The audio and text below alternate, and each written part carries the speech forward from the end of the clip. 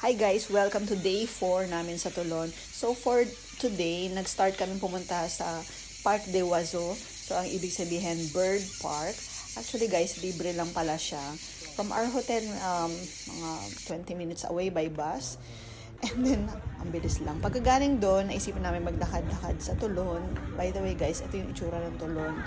Ayan. Tapos may part dito na may pwede ka magpa-picture. Nalito tuloy si Jowa.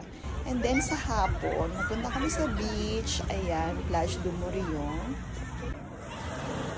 Guys, nandito kami sa beach. Wait, pakita ko sa inyo. O yan, nila. Ang ganda ng view. Ayan. So, relax lang dito sa Tulon. May city part and may beach part. So, bale, 4th day na namin to sa Tulon. Ano ba masasabi ko?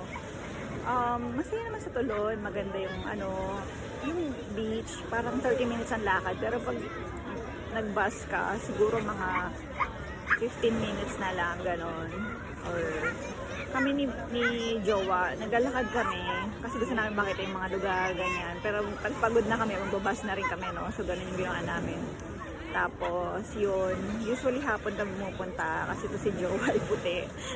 Ayaw niya masyadong maarawan. Ganun. Ako okay lang naman sa akin. Hindi ko naman kailangan whole day nasa beach, no. Kung kailan lang niya trip pumunta. So before that, gala kami ng gala and then yun lang.